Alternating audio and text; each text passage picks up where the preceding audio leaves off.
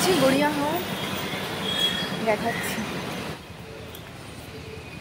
এই জায়গাটা হচ্ছে একডালিয়ার পুজো, তো স্যারের বাড়ি যেখানটা একডালিয়া, ফাল্গুনী সংঘ। একডালিয়ার তো পুরো শুরু হয়ে গেছে সব কিছু।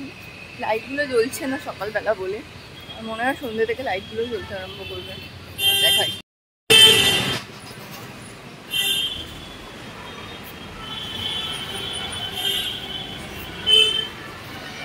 প্রত্যেক বছরই একডালিয়ায় লাইটটা খুব ভালো থাকে, ওরা লাইটের ওপর বেশ এক্সপেরিমেন্ট করে। তো এবছরও তার অন্যথা হয়নি। দাঁড়ো, তোমাদের প্যান্ডেলটা দিয়ে আমি দেখাচ্ছি যে প্যান্ডেলটা কি হয়েছে, ঠাকুর এসছে কি বা বন্ধ আছে কিনা দেখছি। একডালিয়ার প্যান্ডেল, ঠাকুর বন্ধ আছে এখনো, দেখা যাচ্ছে না, কাপড় পর্দা ফেলা আছে। আর এই দেখো লাইটগুলো, এই লাইটগুলো রাত্রিবেলা খুব সুন্দর দেখতে লাগে। পুরো প্যান্ডেলটা এটা করেছে, মোটামুটি এই ধরনেরই প্যান্ডেল করে। ভেতরে ঠাকুরের একটা দিক দেখা যাচ্ছে, কিন্তু পর্দা দেওয়া আছে, ঠাকুর দেখতে পাবে না। এখনো কাজ চলছে ভেতরে খানিকটা, তার মধ্যেই যতটা হয়েছে ততটা। আর শাড়ি টাড়ি পরে এটা হচ্ছে আমার ফাইনাল লুক। এই শাড়িটা কিনেছিলাম পুরী থেকে, এটা বোমকাই। পুরোটা যদি সুযোগ হয়, আমি কাউকে পাই, আমি ভিডিও করে দিতে বলবো আমার। আর এখন আছি একডালিয়া থেকে ফাল্গুনী সংঘের দিকে, দেখাই ফাল্গুনী সংঘটা কিরকম করেছে।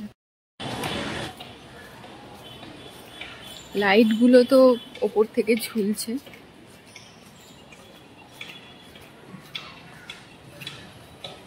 এই যে করেছে, এখনো কাজ চলছে, শেষ হয়নি। এই পুরো লাইনটা ধরে ভেতর দিকে দেখো ঠাকুর দেখা যাচ্ছে, ওই ভেতরটা ঠাকুর আছে। যাকে এদিক দিয়ে তো আর যাওয়া যাবে না, আমাকে বাইরের দিক দিয়ে যেতে হবে। এদিক দিয়ে অফিসে আমি একটু তাড়াতাড়ি পৌঁছে গেছিলাম, গিয়ে দেখলাম অনেকেই এসেছে, আবার কয়েকজন বাকিও ছিল আসতে। তো আমি আমার লিস্ট পেয়ে গেছি, এই যে লিস্টটা দেখালাম তোমরা দেখছো। 11টা প্যান্ডেল আমাদেরকে আজকে কভার করতে হবে, আর এই ছিল মোটামুটি পুরো টিম। আমাদের টোটাল ছিল 10টা টিম, 10টা টিমে টোটাল 110টা মতো ঠাকুর কভার করতে হতো, আর আমাদের পড়েছিল 11টা। আর এই যে 3জনকে দেখছো, আমি, প্রতীক স্যার আর সঞ্জয় স্যার, আমরা 3জনই ছিলাম একটা টিম, আর বাকি আলাদা আলাদা টিম ছিল। প্রথমে বাইকগুলো বেরোচ্ছে, যাদের বাইক নিয়ে বাইক নিয়ে আস্তে আস্তে বেরিয়ে গেল, আর আমাদের ছিল গাড়ি প্রতীক স্যারের। তো গাড়িগুলোও আস্তে আস্তে একে একে বেরিয়েছে। আমরা সবে গড়িয়াহাট থেকে বেরিয়ে ইউটার্ন নিয়েছি। এরপর প্রথমেই যেখানে যাব সেটা হচ্ছে নিউ টাউনে সিএ ব্লক। গিয়ে সেক্রেটারি বিমল বাবুর সঙ্গেই আমরা প্রথম কথা বললাম।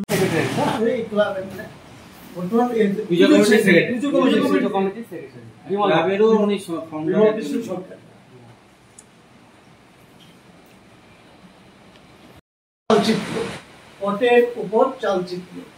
এখন এই যে চালচিত্র রেট আমরা কোথা থেকে পেলাম? আমরা পেলাম হচ্ছে কৃষ্ণনগরের ঘূর্ণি গ্রাম থেকে, ওনার নাম হচ্ছে রেবা পাল, ওনার কাছ থেকে আমরা পেলাম। ওনার কাছে আমাদের যে করছে, সে গেছিল, যে বললো যে এই আছে। আমাদের 1 বছর আগে থেকে চিন্তাধারা, মানে এপ্রিল মে মাস থেকে আমাদের চিন্তাধারা। যে বললেন যে এরকম এই চালচিত্রের উপরে একটা নিতে পারি, কেন আমাদের কোনো অসুবিধা নেই। আমাদের ক্রমে এখনো চুলি টেনে যাচ্ছে। হ্যাঁ, এটা হচ্ছে রেবা পাল, উনি চুলি টেনে যাচ্ছেন এই বয়সে। আমাদের উদ্দেশ্যটা মেন কি, আমরা পট শিল্পটাকে বাঁচিয়ে রাখার জন্য চিন্তা করছি। কেন পটের উপর চালচিত্র এটা হচ্ছে একদম লুপ্ত হতে বসেছে। যদি ওইটাকে আমরা একটু ফিরিয়ে আনতে পারি, হ্যাঁ, এই চিন্তাধারা নিয়ে আমরা চলছি আপাতত। আচ্ছা আচ্ছা বিমল বাবু, আপনি এই স্কুলের ব্যাপারে কিছু বলছিলেন, যদি একটু বলেন। স্কুলের ব্যাপারটা হচ্ছে, ছোটদের পাঠশালার নাম দিয়েছিলাম আমরা, কমিটি বসে ছোটদের পাঠশালার নাম দিয়েছিলাম। তা 22 সালে আমরা রাস্তা দিয়ে যাচ্ছি, কিছু বাচ্চাকে বলা হয় তোরা পড়াশোনা করবি, বলে হ্যাঁ করবো, কোনো আপত্তি নেই। হ্যাঁ, তাই বললাম তাহলে কালকে কিন্তু আসবি। তোমার দিকে সত্যি এসে গেছে। এখানে একটা বালির গাদা ছিল, আমি অলরেডি আরম্ভ করে দিলাম, বাড়িতে 2টো চেয়ার নিয়ে আসলাম, এনে আরম্ভ করে দিলাম। হ্যাঁ, দেখতে দেখতে তারপরে 1 মাস পরে দেখি কি 10 জন হলো, 15 জন হলো, 20 জন হলো, এখন আমার 62 স্ট্রেন্থ। 62 বাহ। মানে 62টা গরিব বাচ্চা আপনার এখানে প্রতিদিন পড়াশোনা করছে আসে, এবং তাদের সকালে আমরা টিফিন দিই, এবং বই খাতাপত্র ইরেজার মানে যা কিছু সব আমরা মানে এটা আমি দিই নয়, আমার লোকালের যারা লোক আছে তারা কিন্তু মানে সহানুভূতি দেখাই বলেই আমরা তো এটা একটা অত্যন্ত মহৎ উদ্দেশ্য। আমি একটু দর্শকদেরকে দেখাবো যে বিমলবাবুর তত্ত্বাবধানে তো মানে আশেপাশের লোকেরা মানে ব্লকেরই বেশিরভাগ ব্লকের লোকেরাই আমাকে হেল্প করে। হ্যাঁ, মানে কেউ খাতা দিয়ে গেল হয়তো 50টা, কেউ পেন্সিল দিয়ে গেল, তারপরে কেউ হয়তো মানে একজন এই করেছে একটা ওয়াটার পিউরিফায়ার দেবে, কিন্তু যেহেতু আমাদের জলের লাইন নেই বলে আমরা এখন পারিনি। আমরা চাইছি বিভিন্ন জনের কেউ খাবার দিয়ে গেল, স্পেশাল কোনো খাবার দিয়ে গেল বাচ্চাদের। ভালো। সুতরাং এইসব জিনিসগুলো মানে লোকাল অনেকেই মানে মহানুভব সম্পন্ন লোক আছেন, তারা এই ব্যাপারটা সহযোগিতা করেন বলে বিমলদা এটা ঠিকঠাক চালিয়ে নিয়ে যেতে পারছে। নিজে বাড়িতে এখন বাড়িতে ইনি রেবা পাল, ওনার ছাত্ররা মিলে এই পুরো এটা করেছে, মানে পুরো ভাবনাটাই ওখান থেকেই ওখান নেওয়া। থেকে এসছে।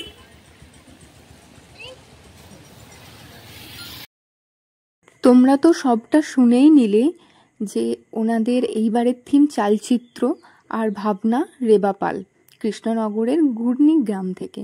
তো ওনার ছাত্ররাই পুরো বিষয়টা অ্যারেঞ্জ করেছে, পুরোটা রেডি করেছে, পুরো প্যান্ডেলটা। চলো তোমরা ঠাকুরটাও দেখে নাও।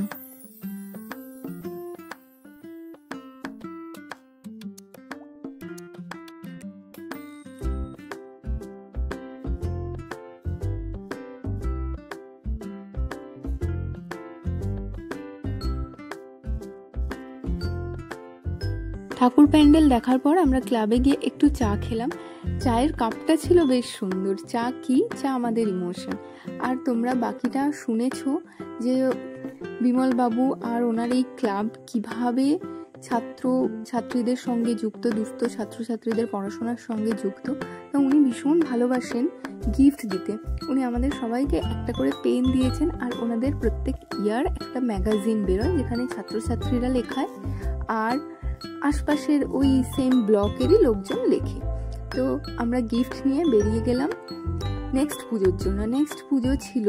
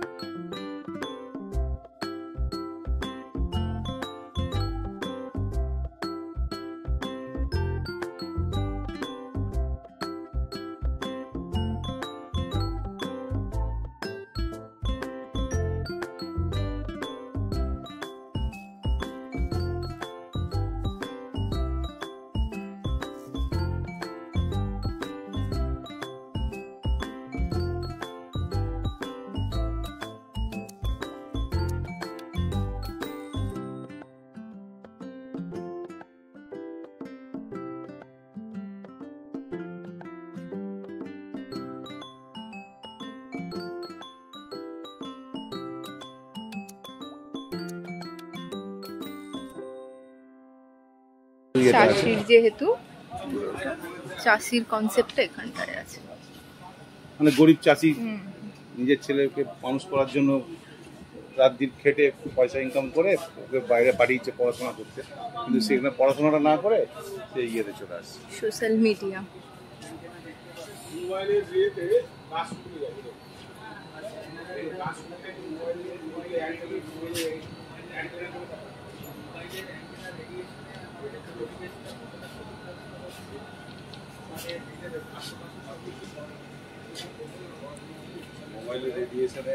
গাছগুলো শুকিয়ে যাচ্ছে, থাকতে পারছে না ওরা, ছোট পাখি এখন আমরা দেখতেই পাই না, চড়াই পাই না। তাই তো। Because of radiation of that. এদের ভাবনা অনুযায়ী মহিষাসুর ছিল মোবাইল আর ইন্টারনেট, দেখতে পাচ্ছ সেটা বধ হচ্ছে। আর মায়ের হাতে, শুধু মায়ের হাতে না, বাকি মায়ের 4 ছেলে মেয়ে সবার হাতে ছিল একটা করে বই। বইটাই ওরা এখানে মেন ফোকাস করেছে, যাতে শিক্ষার উন্নতি হয়। এটাই ছিল এইখানকার আকন্দ কিশোরী সার্বজনীনের সোশ্যাল মেসেজ বলতে পারো। তো আমরা ওদের সঙ্গে অনেকক্ষণ কথা বলেছিলাম। এখানে প্রত্যেকটা জিনিস খুব নিখুঁতভাবে করেছে, মানে আমরা যেরকম এখন বাস্তবে দেখছি ঠিক ঠিক সেই রকমই ওনারা তুলে ধরার চেষ্টা করেছেন। খুব সুন্দরভাবে ওনারা দেখিয়েওছেন। কোনো হ্যাঁ, এই থিমেই মোটামুটি করা হচ্ছে। মোবাইলের উপরে যে খারাপ দিকটা সেটা ব্যাধি হয়ে যাচ্ছে, একটা ব্যাধি হয়ে যাচ্ছে। আমি পর্যন্ত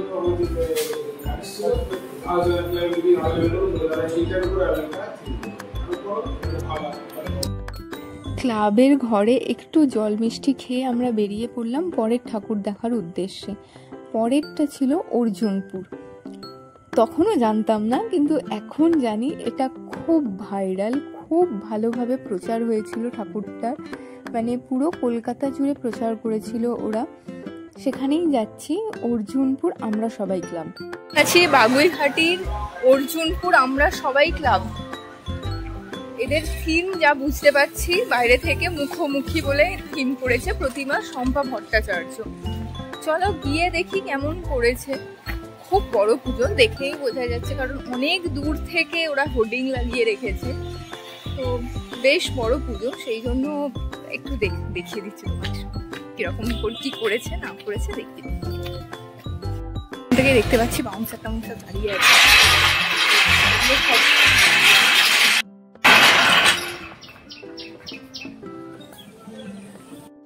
এর আগের পুজোটা থেকে এখানে আসতে অনেকটা সময় লেগে গেছে, এখন 2টো বেজেও গেছে, 2টোর বেশি।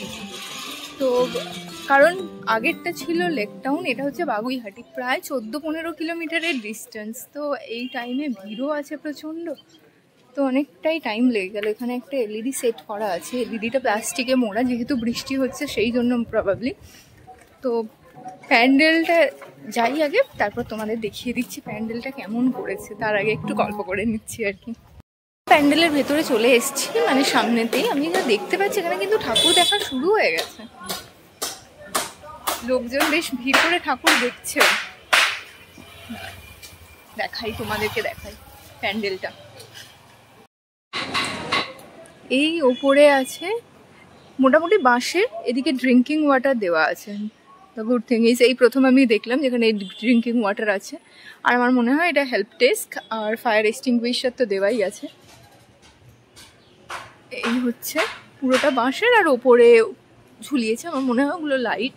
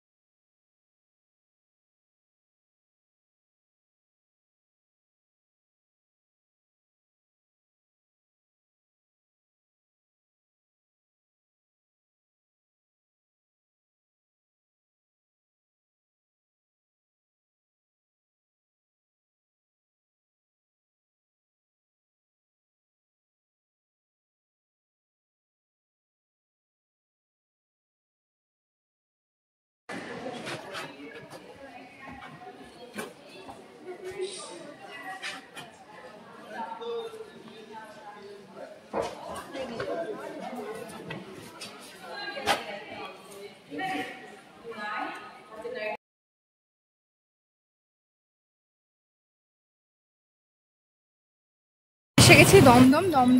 দমদমের বন্ধুমহল ক্লাব, অশ্বিনীনগর বাংলা ও বাঙালির সমৃদ্ধির আদ্যপান্ত। প্রতি বছর আমরা যে পুজো করি, গত বছর আমরা করেছিলাম বারোয়ারির ইতিহাস। খুঁজতে গিয়ে আমরা প্রথমে বোঝার চেষ্টা করলাম বাংলার এক্সিস্টেন্স কবে থেকে হয়েছে। আমরা কি জানি বাঙালি জাতি কবে থেকে এক্সিস্টেন্স পাওয়া গেছে আমরা কি সত্যিটা জানি? বাংলা ভাষা কবে থেকে শুরু হয়েছিল আমরা কি জানি? আমাদের কোথাও মনে হয়েছে যে এটা লোকের সঙ্গে তুলে ধরাটা খুব দরকার। আজ থেকে ৪২,০০০ বছর আগে বাংলাতে কত কিছু ছিল তার প্রমাণ পাওয়া গেছে। তখন যারা এসেছিল বঙ্গে তারা ছিল নর্ডিক গোষ্ঠী, আফ্রিকা থেকে এসেছিল। কিন্তু তাদের রক্তে বাঙালিদের রক্ত ছিল না। বাঙালিদের রক্ত প্রোটো অ্যাস্ট্রোলয়েড বা আদি অস্ট্রাল, তারা অস্ট্রিক গোষ্ঠী। এইখান থেকে ধীরে ধীরে বাংলার যে মহাভারত রামায়ণে বাংলার এক্সিস্টেন্স আমরা দেখতে পাই। পরবর্তীকালে রাজা শশাঙ্কর সময় প্রথম বাংলার একটি বড় হিস্ট্রি আমরা পাই। কর্ণ সুবর্ণ তার রাজধানী ছিল, গৌড় তার রাজত্ব ছিল। সেইখান থেকে শশাঙ্ক, তারপরে পাল বংশ, তারপরে সেন বংশ, মুঘল, ইংরেজ হয়ে স্বাধীনতা সংগ্রাম দিয়ে আজকের বাংলা। এই সমস্ত জিনিসটা মালার মাধ্যমে এখানে তুলে ধরার চেষ্টা করা। আমাদের এটা ৪৫ জন পশ্চিমনগর বন্ধু মহল ক্লাব, আমাদের এটা ৪৫ জন।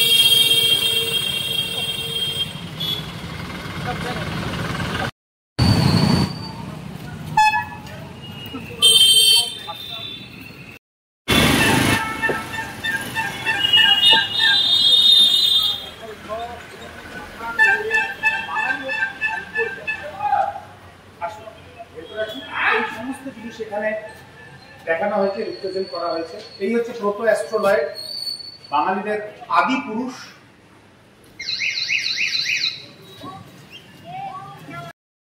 এই যে পুরো মূর্তিটা দেখছি এটা কিন্তু পুরোটা সিলিকনের।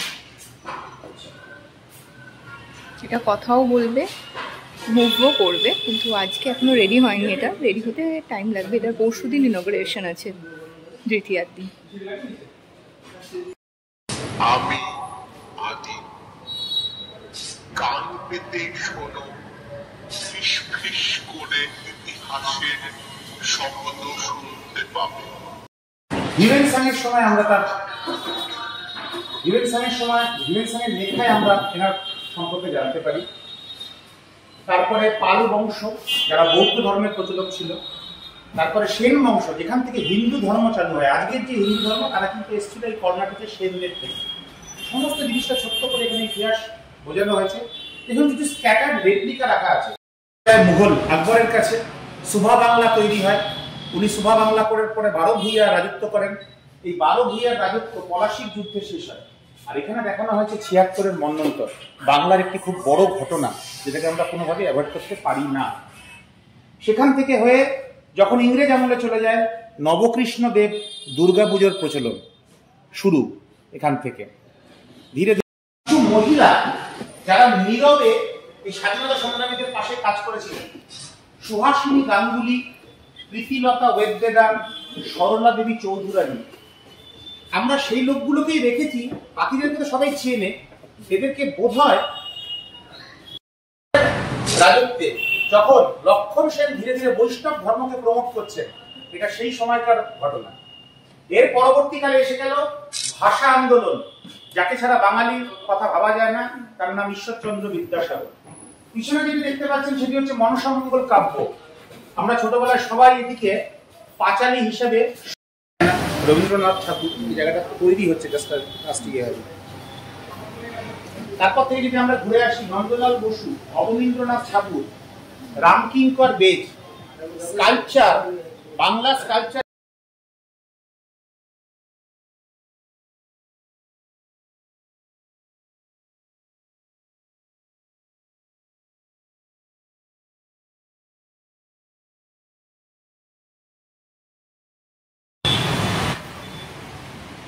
এসেছি হাটারিতে, একটু লাঞ্চ করব।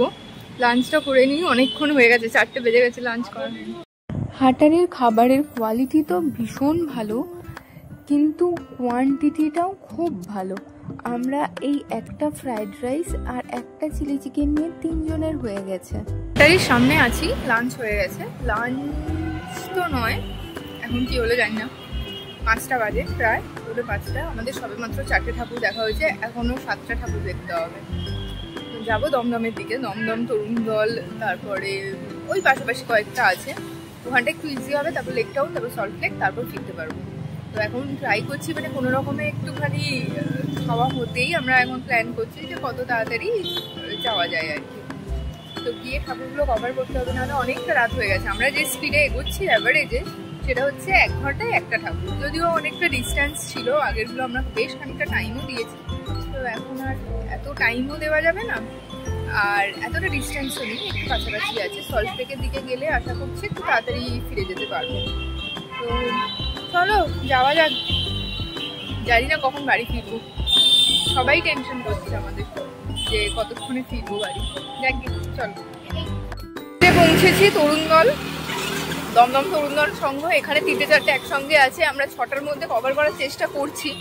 জানি না, এখন অলরেডি 5:30 বেজে গেছে, আমরা অনেকটা লেট, আর একটা জায়গাতেও ইউ টার্ন নিতে দিচ্ছি না, তা বারবার করে আমাদের ঘুরে ঘুরে আসতে হচ্ছে, সেই জন্য একটু টাইম লাগলো বটে। চলো যাওয়া যাক, দেখাচ্ছি কেমন কি হয়েছে।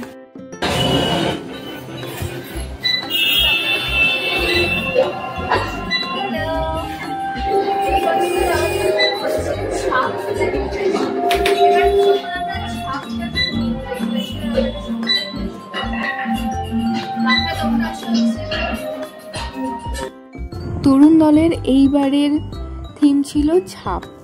যত রকমের ছাপ হয়, ওদের ভাবনা ছিল মানুষ চলে যায় কিন্তু মানুষের ছাপ থেকে যায়। তো সবারই একটা করে ছাপ থাকে, সবাই সেটাই ইউনিকনেস তাদের। তো সেই ভাবনা চিন্তা থেকেই এই থিমটা ছাপ।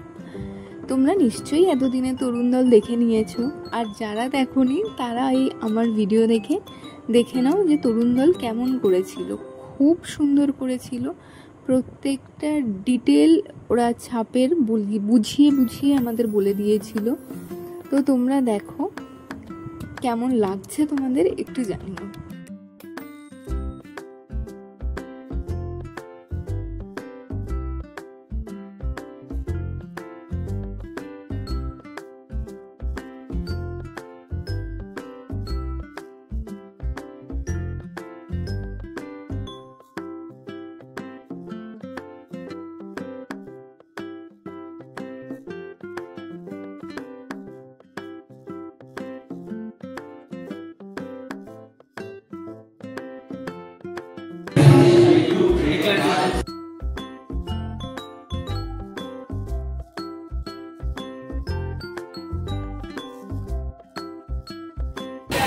দমদমে এসেছি ভারত চক্র, চলো দেখাই।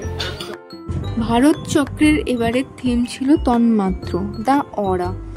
এরা ঠাকুরটা ভীষণ সুন্দর করেছিল, আর তার সঙ্গে যেটা মেন জিনিস ছিল সেটা হচ্ছে এদের লাইটের কাজটা ভীষণ সুন্দর ছিল। আর ভাবনা চিন্তা সঙ্গে যে প্রতিমাটা এসেছিল সেটা এত সুন্দর, তোমরা দেখলেই বুঝতে পারবে। এটাও খুব ফেসবুকে ভাইরাল হয়েছে। তো দারুণ দেখতে ছিল এই প্রতিমাটা, তার সঙ্গে সঙ্গে প্যান্ডেল, লাইট তো অসম্ভব সুন্দর ছিলই। পরের প্যান্ডেল ছিল একদম পাশেই তরুণ সংঘ, দমদম পার্ক তরুণ সংঘ। যারা ব্যোমকেশ বক্সির ফ্যান তারা তো অবশ্যই একবার ঘুরে এসো এই প্যান্ডেল থেকে। ব্যোমকেশ বক্সি এতদিন আমরা বইয়ে পড়েছি, সিনেমায় দেখেছি, এবার নিজের চোখে দেখো। এখানে দুজন আছে যারা অ্যাক্ট করে দেখাচ্ছে, একজন অজিত আর একজন সত্যব্রতী। ব্যোমকেশ বক্সি এখন বাড়িতে নেই, তাই এনাদের সঙ্গেই পরিচয় করো। আসলে ব্যোমকেশকে নিয়ে এর আগে আপনারা সিনেমা, ওয়েব সিরিজ অনেক কিছু দেখেছেন, কিন্তু প্রথমবার দমদম তরুণ সংঘ এই ব্যোমকেশকে নিয়ে একটি প্যান্ডেল বানালো। তো দেখুন আপনারা কি কি দেখিয়েছে, দেখুন তো ব্যোমকেশকে নিয়ে।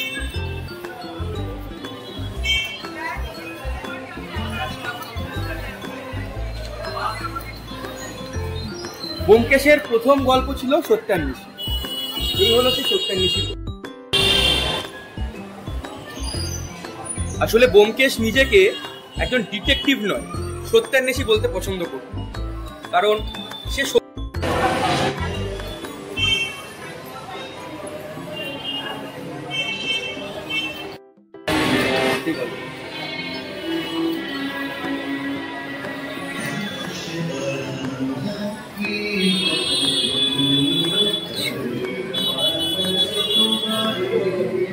ব্যোমকেশ এই মুহূর্তে বাড়িতে নেই, একটা হাড় চুরি হয়ে গেছে, সেই হাড়ের তদন্তে ব্যোমকেশ বেরিয়েছে। তবে আপনারা আসবেন এটা জানলে ব্যোমকেশ কিন্তু থাকবে।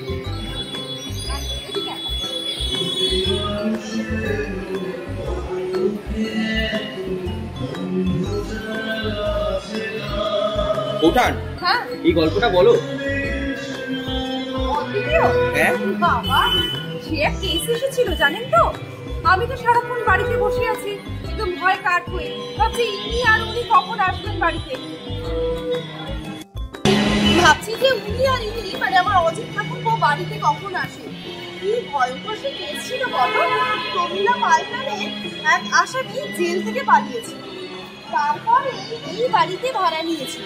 হ্যাঁ, এবং বানিয়েছিল গল্পটা এইভাবে যে স্বামী স্ত্রী ভাড়া নিয়েছে। রাত্রিরে হচ্ছে এই মেয়েটি তপনশীল নামে ছদ্মবেশ নিয়ে বেরোতো, খুন ডাকাতি করে আসতো, আর সকালবেলা হয়েছে তো শান্তা ঠাকুরপো। তবে ওই একজনই ছিল যে মহিলা আসামি হয়েছে। আসলো এদিকে। আচ্ছা, আপনাদের এই মাকড়সার রস গল্পটা মনে আছে? মাকড়সার রস পেনের কালির মধ্যে দিয়ে নেশা করত। আসলে ব্যোমকেশের সাথে অনেকদিন থেকে আমিও ভেবেছিলাম যে ওই টুকটাক কেস হয়তো আমিও সলভ করতে পারবো, বুঝলেন। কিন্তু ব্যোমকেশ শুধুমাত্র ঘরে বসে সবটা শুনে বুঝে গেল যে আসল রহস্য। তিনি হলেন আমাদের পাড়ার দুর্গা সুন্দরী।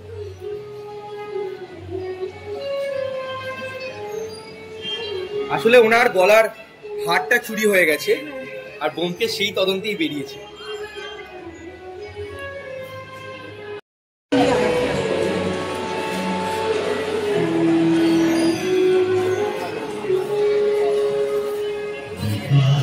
আচ্ছা, এই গল্পটা কিসের বলতে পারবেন? এটা হলো চিত্রচোর। এই গল্পে আমরা দেখতে পাই যে একটি ছবি চুরি যায়। ওই যে ছবিটা, ওই ছবিটা চুরি হয়, এবং সেই ছবিতে একজন খুনি ছিলেন, তিনি নিজেকে লোকাতে এবং ওই প্রমাণ লোপাট করতে একজন শিল্পী খুন করে।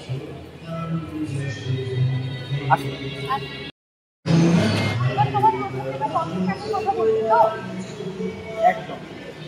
আমি ব্যোমকেশকে নিয়ে প্রথমে 4টে গল্প লিখেছিলাম, এবং তা আমি বইতে প্রকাশ করেছিলাম। তার নাম দিয়েছিলাম ব্যোমকেশের ডায়েরি।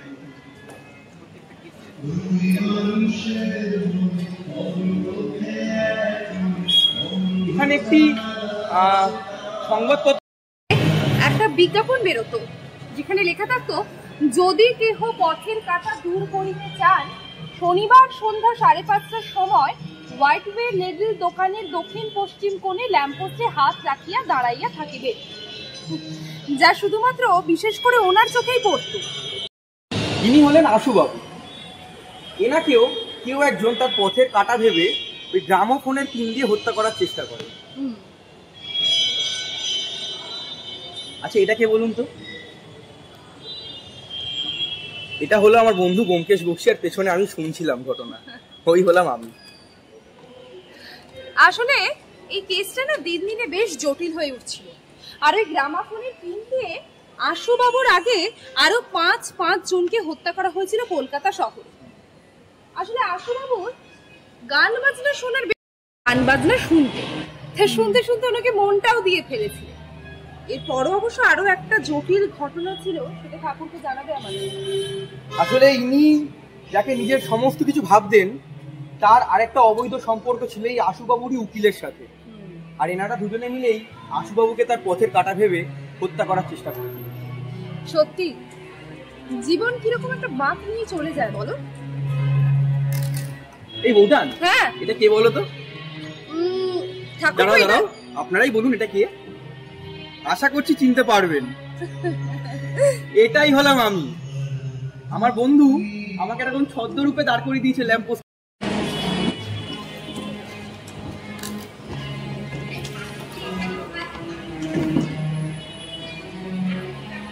আপনারা কিরাতার্জুনের ঘটনা শুনেছেন? ওই কিরাতার্জুনের ঘটনায় আমরা দেখতে পাই যে অর্জুন যখন মহাদেবের তপস্যা করছিল, তখন মহাদেব স্বয়ং কিরাতের ছদ্মবেশে অর্জুনের কাছে আসে। ঠিক একই রকম ভাবে ব্যোমকেশ যখন এই খুনির সন্ধান করছিল, সেই সময় খুনি নিজে একজন LIC এজেন্টের ছদ্মবেশে আমার ব্যোমকেশের কাছে আসে। আবার 10 টাকা অগ্রিমও দেয়। ওই দেখো,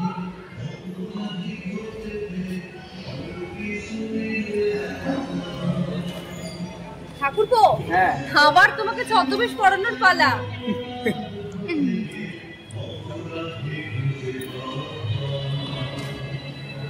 এবার এলো সেই রাত, বলো।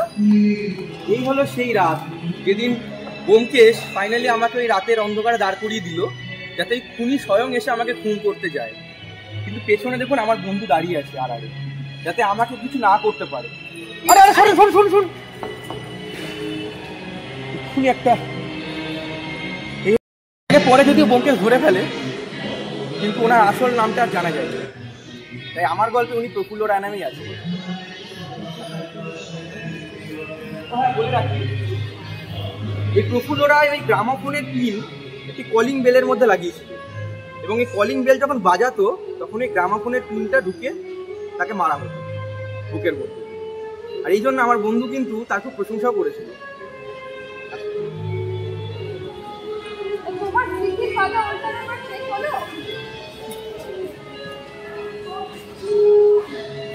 আচ্ছা এবার দেখুন, মানিকবাবু আমার বন্ধু ব্যোমকেশকে নিয়ে একটি ছবি বানালো, তার নাম দিল চিড়িয়াখানা।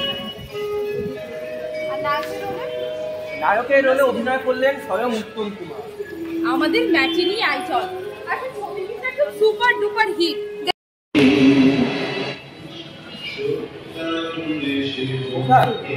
গল্পটা বলো। এমন সময় হয়েছিল যখন আমাদের রাজনৈতিক অবস্থা একটু টালমাটাল চলছিল। এই গল্পে আমরা দেখতে পাই যে এই বাড়িতে সন্তোষ বাবু বাড়ির মালিক, তিনি তার বাড়িতে আশ্রিতা হেনা মল্লিককে ওই দেখুন ছাদ থেকে ধাক্কা মেরে ফেলে দেয়।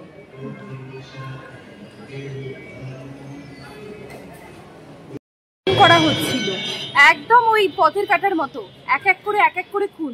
তারপর যখন খুনিকে আসল ধরা পড়লো, সে অদ্ভুত ভাবে শেষ যাকে খুন করতে গিয়েছিল তাকে আর খুন করতে পারলো না খুনি, কিন্তু বুকে কিন্তু কাঁটা ঠিকই বসিয়েছিল। রহস্য কি ছিল বলুন তো? হৃৎপিণ্ড ওনার বাম দিকের জায়গায় ছিল ডান দিকে।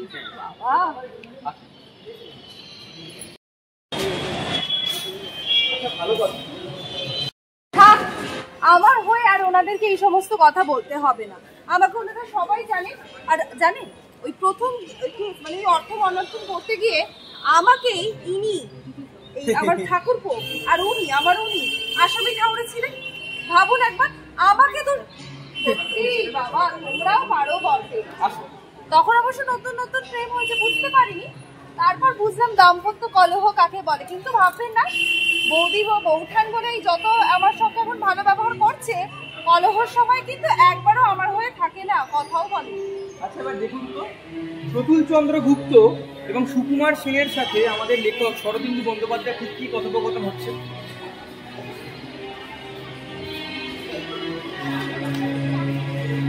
ঠাকুরপো দেখো, কথা বলতে বলতে গিয়ে সে দাঁড়িয়েছে। আপনাদের সাথে কথা বলতে বলতে স্বয়ং ব্যোমকেশ বক্সী এসে হাজির। কি বলছে দেখুন ব্যোমকেশ। ভালো লাগলে আবারও আসবে। অসাধারণ। লাস্ট 9 মাস ধরে রিসার্চ করেছি, করতেই হবে। আর সেই রিসার্চের একটা ছোট্ট পার্ট হচ্ছে এইটা। এখানে যদি একটু দেখেন, ওই 32টা গল্প ছোট ছোট করে করা আছে। এইবার এইটা একটু ইন্টারেস্টিং জিনিস, ব্যোমকেশের স্রষ্টা শরদিন্দু বাবু নিজে কিন্তু পামেস্ট্রি এবং অ্যাস্ট্রোলজিকে খুব বিশ্বাস করেন। একটা জায়গায় দেখবেন, আমি এখানেই লেখা আছে, আমি ব্যোমকেশের হাত দেখেছি। এখন জিজ্ঞেস করছি ব্যোমকেশের কি গাড়ি বাড়ি হবে না, হলে বাড়ি হবে, কিন্তু ওর গাড়ি। লেক টাউন আদিবাসী বৃন্দতে বেশ টাইম লাগছে। আগেরটা তো দারুণ ছিল, শোটা দেখতেই পেয়ে গেছো তোমরা।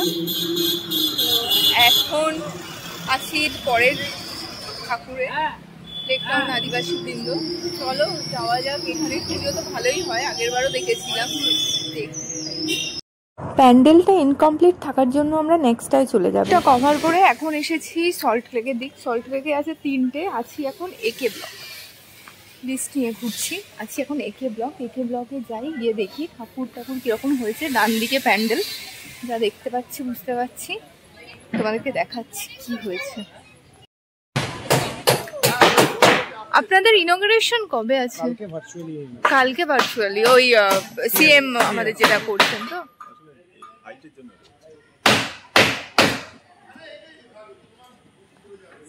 ঋত্বিক ঘটক।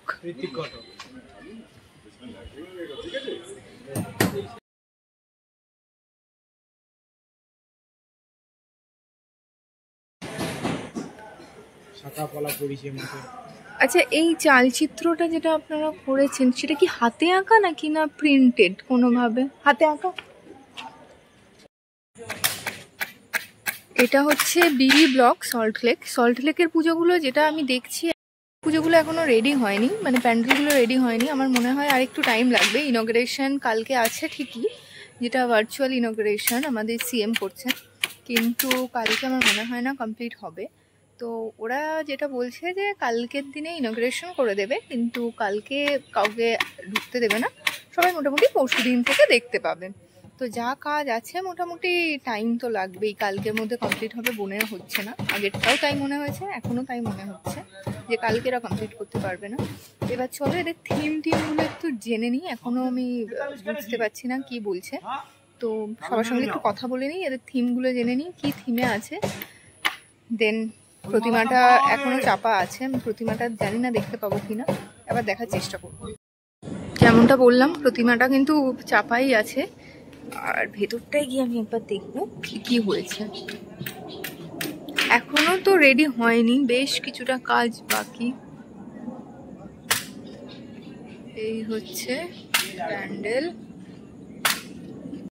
সিম্পল কিন্তু একটু অন্যরকম, চাটাই দিয়ে করা এগুলো পুরোটা। ফাইনালি লাস্ট পুজো, লাইটটাও বন্ধ হয়ে গেল আমরা আসতে।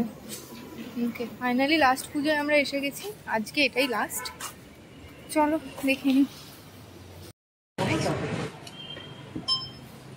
সল্টলেক এজি ব্লক দুর্গোৎসব পুজো কমিটি। আমি এবছরের শিল্পী গৌরাঙ্গ দাস। আমি যে এখানে উপস্থাপনটা করি তার নাম হচ্ছে তাণ্ডব। তাণ্ডব মানে শিবের তাণ্ডবটাকে আমরা এখানে তুলে ধরেছি, কিন্তু এটা দুটো পর্যায়ের মাধ্যমে, একটা সতী এবং একটা পার্বতী। সতী হচ্ছে আমাদের অন্ধকার পাঠ, আর পার্বতী হচ্ছে আবার নতুন দিনের আরও শুরুর পাঠ। প্রথম দিকে সতী দক্ষযজ্ঞে যাচ্ছে এবং তার যে সতীর দেহত্যাগ হয়েছিল সেই ঘটনাগুলো একটা পৌরাণিক কাহিনী অবলম্বন করে আমরা তুলে ধরেছি। তারপরের পাঠে আমরা দেখতে পাবেন যে দক্ষযজ্ঞে কী হয়েছিল, সেই যে ভৈরবের নৃত্য, সেই যে মারামারি, যে ধ্বংস, সেটা আমরা দেখিয়েছি। তারপরে পিঠে আমরা দেখিয়েছি হচ্ছে 51টা পীঠ, মায়ের যে 51টা পীঠ আমরা সবাই জেনে থাকি, সেই 51টা পীঠের মাধ্যমে আমরা এখানে একটা বিশাল বড় উপস্থাপন তৈরি করেছি। এবং তারপরে যে পাঠটা হচ্ছে সেটা হচ্ছে শিব দুর্গার পাঠ। যে শিব দুর্গার পাঠেতে আমরা এখানে উপস্থাপন করেছি যে শিব আর দুর্গার পরিণতি। এটাই আমাদের কাজের মাধ্যমে, তাণ্ডবের মাধ্যমে আমরা এখানে তুলে ধরতে চেয়েছি। Thank you. বাড়িতে আসে তাকে আমরা বরণ করে নিই, তো বরণটা আমরা প্রদীপ জ্বালিয়ে করি। তো সেইখানে আমরা এই মাকে আমরা বরণ করেছি প্রদীপ জ্বালিয়ে, এবং নতুন সৃষ্টির যে নতুন সূচনার জন্য আমরা এর মধ্যে কিছু গাছ ইনস্টিটিউশন করি। এই যে প্রকৃতিকে আমরা এতক্ষণ ধরে এই যে এতগুলো কথা শুনলে, তাণ্ডব এদের থিম ছিল, সেটা AG block, Salt Lake AG block. তোমরা দেখলে সব ঠাকুর যা যা আমরা দেখেছি তোমাদেরকেও দেখালাম। এবার ফিরবো, রাত্রি 9:30 হয়ে গেছে, আমরা অনেকটা লেট। চলো আজকের মতো এখানেই শেষ করলাম, দেখা হবে পরের ব্লগে খুব খুব তাড়াতাড়ি। ততক্ষণের জন্য সবাইকে টাটা। আর কেমন লাগলো তোমাদের এই ব্লগটা জানিও, আর কোন ঠাকুরটা তোমাদের সব থেকে ভালো লাগলো সেটাও কিন্তু জানাতে ভুলবে না। কেমন, আজকের মতো এখানেই শেষ করলাম, দেখা হবে পরের ব্লগে খুব তাড়াতাড়ি। আর ততক্ষণ তোমরা পূজা এনজয় করো। সবাইকে জানাই শুভ শারদিয়া, খুব ভালো কাটুক পুজো।